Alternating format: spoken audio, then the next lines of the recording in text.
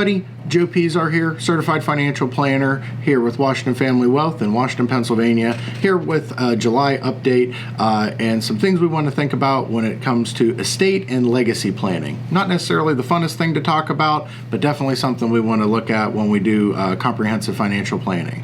So the first thing I would encourage everybody to do as we check in on this is, one, let's check our beneficiary designations. For retirement accounts, we can have a primary or contingent beneficiaries.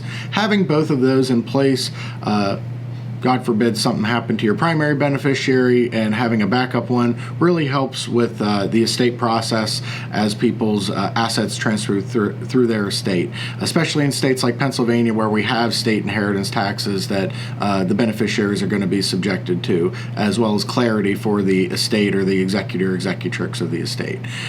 Two, I would encourage everybody to check your legal documents, your estate plan documents. So that is your will, who gets what when I'm gone, and giving some instructions to the executor, executrix.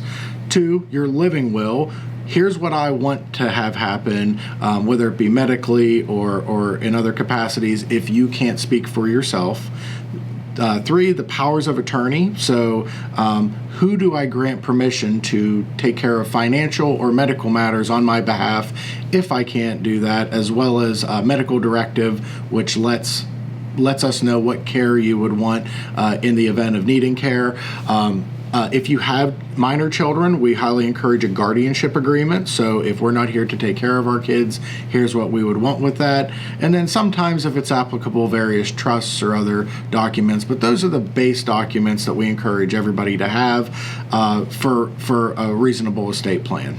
The third thing we would encourage everybody to do, especially if you're in that distribution or retirement phase, is looking at your gift or charitable contribution strategy. So if you are charitably inclined or are trying to give assets to friends, loved ones, or pass them down generationally, looking at which strategies are we using and which assets are best for us to gift where.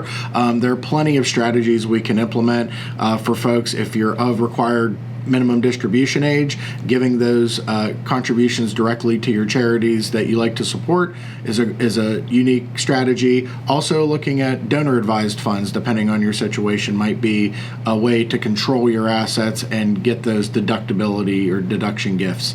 So definitely something to look at, and didn't want to get too overwhelming. If you have questions about your estate plan or want to see how it interfaces with your comprehensive financial plan, we're here to help with that, and we certainly have plenty of legal counselors locally and around that are more than happy to help and actually execute those documents, make sure that you have the proper estate plan in place and it coincides with your comprehensive financial plan. So I didn't want to make this one too in-depth, because estate planning is certainly a very complicated part of our job as financial planners, but we're certainly here to support you and make sure that your wishes are taken care of in the most efficient way possible and the most cost-effective way possible. So with that being said, I'm Joe Pizar, Certified Financial Planner here with Washington Family Wealth in Washington, Pennsylvania. And if you need to reach us, you can find us at WashingtonFamilyWealth.com, and we'll see you next month. Thanks.